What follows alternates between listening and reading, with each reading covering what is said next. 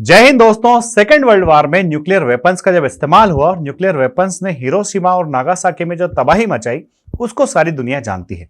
दोस्तों, उस तबाही के दौरान कई सारे लोग की डेथ हो गई। उसमें जो लोग बचे उन्होंने एक संगठन बनाया, एक ऑर्गेनाइजेशन बनाया और उस ऑर्गेनाइजेशन ने तय किया कि हम एफर्ट्स लगाएंगे दुनिया से न्यूक्लियर वेपन्स को खत्म किया जा सके। दोस्तों, उस ऑर्गेनाइजेशन को ही इस बार नोबेल प्राइज मिला है पीस के लिए। तो आइए डिस्कस करते हैं कि न्यूक्लियर डिसआर्मामेंट क्या है, क्या इस दुनिया से न्यूक्लियर वेपन्स को खत्म करना बहुत जरूरी हो गया है, साथ ही साथ ऐसे कौन कौन से कंट्रीज हैं जिनके पास न्यूक्लियर वेपन्स हैं, जो न्यूक्लियर वेपन्स रखते हैं उनके क्या आर्ग्यूमेंट है, न्यूक्लियर वेपन्स नहीं रखना चाहिए इसके पीछे क्या आर्ग्यूमेंट्स हैं, साथ ही साथ इंडिया के कौन कौन से न्यूक्लियर प्रोग्राम्स हैं और आगे का रास्ता क्या है। ये सारी बातें हम आज के वीडियो में डिस्कस करने वाले हैं। पूरा वीडियो आप ध्यान से देखिएगा, आपको सारी चीजें एकदम क्लियर हो जाएगी। तो न्यूक्लियर अटैक के जो सर्वाइवर्स थे जापान के, उनके ग्रुप का नाम है दोस्तों निहोन हिंदोक्यो। इस ग्रुप ने एफर्ट्स लगाए। एफर्ट्स क्या थे? Effort to achieve a world free of nuclear weapons. इन एफर्ट्स के लिए इन्हें पीस का नोबेल प्राइज मिला। अब दोस्तों, आर्ग्यूमेंट ये होता है कि भाई हिरोशिमा नागासाकी की तबाही सारी दुनिया ने जो देखी, उस तबाही में हमने देखा कि इमीडिएट थर्मल शॉक इफेक्ट जो थे उसकी वजह से कई सारे लोगों की डेथ हुई। साथ ही साथ उसके बाद रेडिएशन के बाद कई सारे लोगों की और डेथ हुई। दोस्तों, आज की तारीख में जो न्यूक्लियर वेपन्स अवेलेबल हैं वो 1945 में जो न्यूक्लियर वेपन्स थे उससे कई गुना ज्यादा डेंजरस, खतरनाक है। इसलिए आज की तारीख में अगर हम देख रहे हैं कि भाई रशिया यूक्रेन चल रहा है, इजराइल और उसके बाद हमास हिजबुल्ला चल रहा है, अगर इन वार में किसी कंट्री ने न्यूक्लियर वेपन्स का इस्तेमाल कर लिया तो किस लेवल पर डैमेज हो सकता है, किस लेवल पर ह्यूमैनिटी को खतरा हो सकता है, वो उसकी कोई इमेजिनेशन भी नहीं कर सकता, कल्पना भी नहीं कर सकता। तो आइए देखें कि भाई न्यूक्लियर वेपन से किस तरह का डैमेज उस टाइम पर हुआ था। तो जब न्यूक्लियर वेपन्स का पहली बार इस्तेमाल हुआ तो ऐसा कहा गया कि 90% डेथ जो थी वो थर्मल इंजरीज और ब्लास्ट के इफेक्ट की वजह से हुई थी और 10% जो डेथ थी वो हुई थी दोस्तों रेडिएशन की वजह से। और उसके बाद कई सारे वर्षों तक लोग कैंसर्स और जेनेटिक डैमेज से जूझते रहे। ये सारी प्रॉब्लम्स की वजह से लोगों की डेथ होती रही। दोस्तों, अब डिसआर्मामेंट की बात अगर हो रही तो भाई न्यूक्लियर डिसआर्मामेंट है क्या?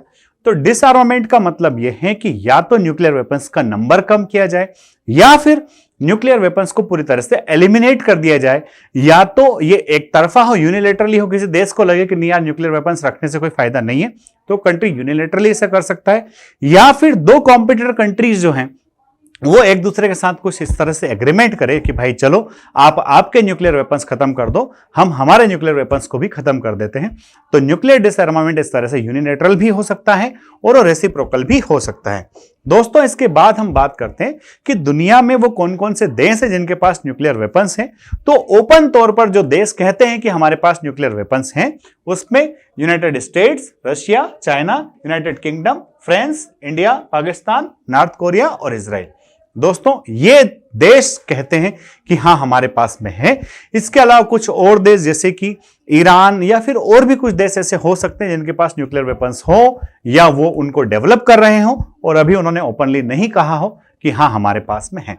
अब दोस्तों बात करते हैं कि न्यूक्लियर वेपन्स के यूज को या फिर इनकी टेस्टिंग को रोकने के लिए कौन कौन सी ट्रीटीज या कौन कौन से एग्रीमेंट्स दुनिया में हुए हैं। तो सबसे पहले हम लोग बात करते हैं कि treaty on non proliferation of nuclear weapons, इसको एनपीटी कहा जाता है।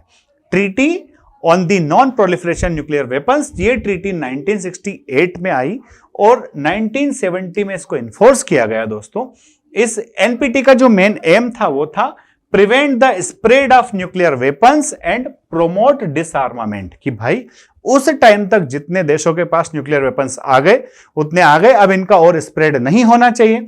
साथ ही जिनके पास है वो भी उनको खत्म करे या उनकी संख्या को सीमित करे। दोस्तों, ये ट्रीटी पूरी दुनिया को डिवाइड करती है, दो हिस्सों में है। एक हिस्सा वो है जिसमें कहा जाता है कि न्यूक्लियर वेपन स्टेट, जिन देशों के पास हथियार है, ये ट्रीटी कहती है उन देशों को ये पहचान देती है कि न्यूक्लियर वेपन स्टेट है, और जिन देशों के पास नहीं है उनको कहा जाता है नॉन न्यूक्लियर वेपन स्टेट। तो दोस्तों, इस तरह से ट्रीटी दुनिया को डिवाइड करती है।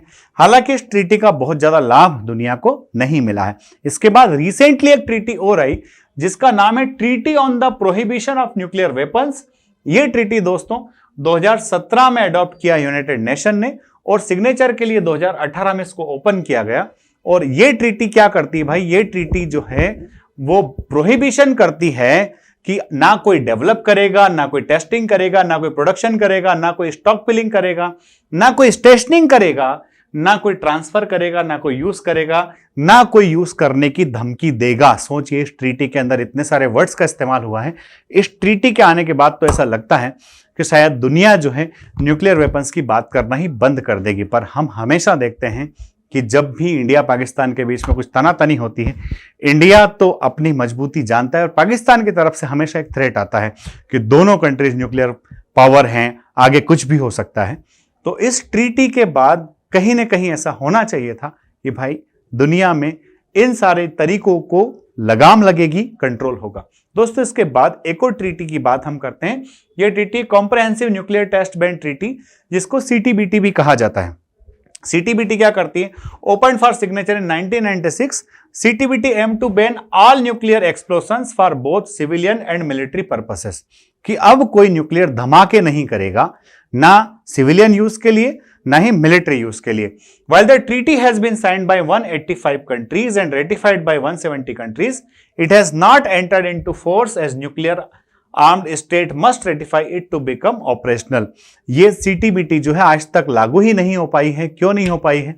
क्योंकि वो मेन मुखिया जो पहले से न्यूक्लियर वेपन्स अपने पास जमा के बैठे हैं, उन्होंने इसको क्या नहीं किया है, उनका इसको रेटिफाई करना बहुत ही जरूरी है।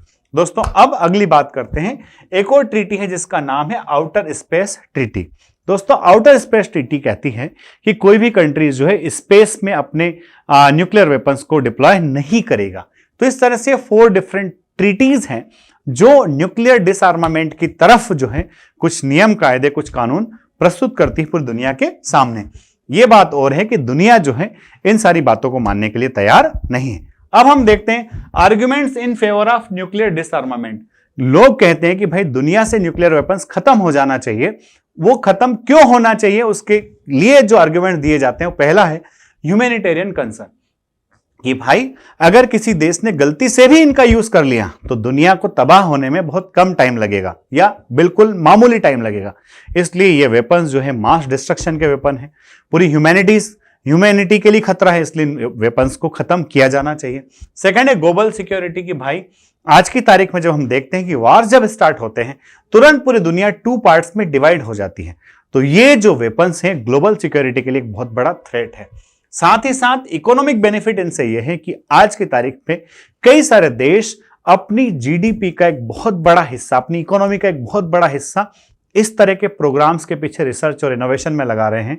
अगर जब पूरी दुनिया में किसी के पास भी इस तरह के आर्म्स नहीं रहेंगे तो ये जो पैसा जो है बचेगा, इसको दूसरी जगह लगाया जा सकेगा। हालांकि कोई इसको मानने वाला नहीं है। Non proliferation and arms control, की भाई जब इस तरह के डिसआर्मामेंट हो जाएगा तो इनको फैलने से रोका जा सकेगा। साथ ही हथियारों की जो एक सौदेबाजी जो है, या हम यूं कहिए कि दुनिया जो हथियारों की एक मंडी बन चुकी है, उसको कंट्रोल किया जा सकेगा। साथ ही साथ एथिकल एंड मोरल इंपेरेटिव्स पे फोकस होगा। और सबसे बड़ी चीज तो ये कि इन हथियारों का एक देश किसी दूसरे देश के खिलाफ इस्तेमाल करे ना करे वो तो बात की बात है, बट इन वेपन्स को, इन आर्म्स को डेवलप करने के लिए जो टेस्टिंग होती है, वो टेस्टिंग चाहे लैंड पर हो, ओशियन के अंदर हो, ये टेस्टिंग इन्वायरमेंटल पोल्यूशन करती है। तो इन्वायरमेंट के पॉइंट ऑफ व्यू से डिसआर्मामेंट बहुत ही जरूरी बात है, बहुत ही जरूरी है, जिसको होना आवश्यक है। अब बात कर लेते हैं वो देश की, नहीं भाई डिसआर्मामेंट नहीं होना चाहिए, हमने हथियार बनाए तो हथियार हमारे पास रहना चाहिए। वो कंट्रीज ऐसा क्यों कह रहे हैं? सबसे पहला रीजन है दोस्तों डेटरेंस। कई बार ऐसा होता है, कई सारे छोटे छोटे देश बड़े देशों को आंखें दिखाने की कोशिश करते हैं। जब उनके पास न्यूक्लियर वेपन्स होता है तो बिना कहे ही वो देश चुपचाप अपनी हद में रहता है, अपने लिमिट में रहता है। कहीं ना कहीं कंट्रीज को डेटरेंस के लिए वो हथियार सपोर्ट करते हैं। अभी आपने देखा होगा इंडिया चाइना स्टैंड ऑफ के दौरान जब डिसएंगेजमेंट हुआ तो कहीं ना कहीं उसमें एक बड़ा रोल ये भी है, एक बड़ा पॉइंट ये भी है कि भाई इंडिया के पास भी न्यूक्लियर वेपन्स है। चाइना किसी भी कीमत पर अब इंडिया को कमजोर नहीं समझ सकता। आज का इंडिया जो है 62 का इंडिया नहीं, तो डेटरेंस के लिए बहुत ज्यादा जरूरी है। साथ ही नेशनल सिक्योरिटी, हमने देखा दोस्तों कि अगर हम हमारी ही बात करें, हमारे पास न्यूक्लियर वेपन्स हैं, तो हम देखते हैं कि हमारे कंट्रीज में चूंकि हम पेनिनसुलर कंट्रीज हैं, हम एक तरफ चाइना से घिरे हुए हैं, दूसरी तरफ पाकिस्तान से घिरे हुए हैं, तीसरी तरफ हम देखते हैं कि बांग्लादेश अभी इतना अनस्टेबल हो गया, उसके बाद म्यांमार। तो कहीं ना कहीं देखें कि जो लैंड बॉर्डर है इंडिया की, वो तो इतनी जबरदस्त अनस्टेबल है कि उसकी कोई कल्पना भी नहीं कर सकता। तो ऐसे में नेशनल सिक्योरिटी के लिए इस बड़े लेवल के हथियारों का हमारे पास होना बहुत ज्यादा आवश्यक हो गया है। साथ ही साथ स्ट्रेटेजिक स्टेबिलिटी, कि भाई जब आप देखो कि अगर आपके पास दम होता है तो उस दम को दिखाने की जरूरत नहीं होती है, वो ऑलरेडी लोगों को पता होती है, और उस दम के बेसिस पर आप बहुत सारी जगह बाय डिफॉल्ट इनवाइट किए जाते हो।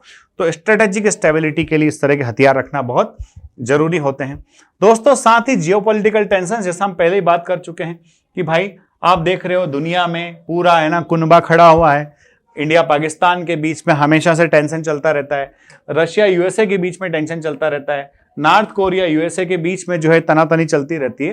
तो इन सारी तनातनी के लिए कुछ देश जो है वो कहते हैं भाई रखने दो, क्या पता वो कब हमारे ऊपर अटैक कर दे और हम जो है उसको सही से माकूल जवाब ना दे सकें।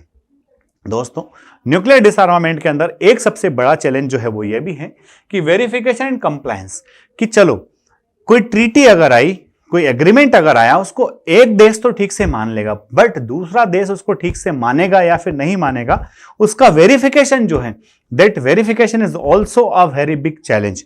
तो दोस्तों, वेरिफिकेशन कंप्लायंस की वजह से भी कुछ देश कहते हैं भाई हमने कर दिया, उसने नहीं करे, हम मारे जाएंगे, इसलिए हमें तो हमारे रखने दो, बाकी कोई करता है तो करने दो। नेक्स्ट है दोस्तों जियोपॉलिटिकल रियलिटीज, कि कई जगह जो है ट्रस्ट डेफिसिट है। आपने इंडिया चाइना के केस में भी कई बार ये वर्ड सुना होगा कि जो ट्रस्ट डेफिसिट हुआ, इतने लंबे गलवान 2020 से 2024, 4 साल का लंबा जो स्टैंड ऑफ रहा है, इसमें इंडिया चाइना के बीच में जो ट्रस्ट की कमी आई है, ये ट्रस्ट जो है कहीं ना कहीं मजबूर करता है, ये जो मिसट्रस्ट है, ये कहीं ना कहीं मजबूर करता है अपने आप को ताकतवर बना के रखने के लिए। अब हम बात करते हैं दोस्तों वे फॉरवर्ड के, एक भाई न्यूक्लियर डिसआर्मामेंट है, इसकी बात करना जितना आसान है उससे कई गुना मुश्किल है दुनिया से न्यूक्लियर वेपन्स को खत्म करना। सारे वेपन्स तो एक साथ खत्म नहीं होने वाले हैं, बट इन वेपन्स को खत्म करने की शुरुआत करना बहुत ही जरूरी है। डेफिनेटली कहीं ना कहीं शुरुआत होगी और हम उस मकसद को पाने में कामयाब होंगे जो आज हम सोचते हैं। अब हम बात कर लेते हैं इंडिया के न्यूक्लियर वेपन्स प्रोग्राम की। तो दोस्तों, इंडिया का सबसे पहला न्यूक्लियर प्रोग्राम जो था वो 1974 में, just after the 1971 war of the India Pakistan, जो है हमने सबसे पहला प्रोग्राम चलाया, उसका नाम है स्माइलिंग बुद्धा। इस टाइम पर हम अपना न्यूक्लियर जो है पूरा सिस्टम डेवलप कर चुके थे, बट उसको हमने उस टाइम डिस्क्लोज उस लेवल पे नहीं किया। साथ ही साथ बहुत सारा इंटरनेशनल प्रेशर था। उसके बाद में हमने नेक्स्ट जो है ऑपरेशन शक्ति 1998 में, जिसको ऑपरेशन शक्ति नाम दिया गया, पोखरण में ये अटल जी जब प्राइम मिनिस्टर थे देश के उस टाइम पर किया गया। और दोस्तों इसके बाद में जो है 98 में भी कई सारे कंट्रीज ने इंडिया पर सैंक्शंस लगा दिए थे, बट इंडिया ने कहा कि ठीक है, जो सैंक्शंस लगाते हैं उनको लगाने दो। Even Ukraine also was the part of, है ना, दैट कंट्रीज जिन्होंने हमारे अगेंस्ट सैंक्शंस लगाए थे, और जापान अमेरिका सब उस समय एक साथ हो गए थे। इंडिया ने कहा भाई ठीक है, आपको जो करना है करो, हम तो जो है टेस्टिंग करेंगे, और अटल जी ने डिक्लेयर किया कि now India is the nuclear state. और इसके बाद ही 99 में इंडिया के साथ जो है पाकिस्तान के साथ इंडिया का वार हुआ, दैट वाज कारगिल वार। और अटल जी ने कहा कि अगर पाकिस्तान हमारे खिलाफ न्यूक्लियर वेपन्स का इस्तेमाल करता है तो उसको करने दो। मैं मान लूंगा कि इंडिया का कुछ हिस्सा जो है पाकिस्तान ने उड़ा दिया है, बट अगले दिन पाकिस्तान इस दुनिया के नक्शे से मिट जाएगा। दोस्तों, इंडिया की न्यूक्लियर वेपन्स के केस में जो पॉलिसी रही है वो रही है नो फर्स्ट यूज, की भाई हम पहले इस्तेमाल नहीं करेंगे, पर अगर हमारे खिलाफ कोई इस्तेमाल करता है तो हम उस कंट्री को छोड़ेंगे भी नहीं।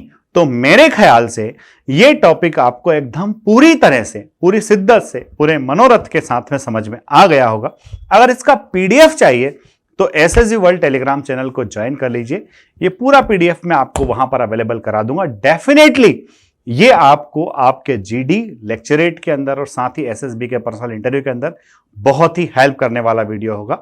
जय हिंद, जय भारत, इंकलाब जिंदाबाद, भारत माता की जय।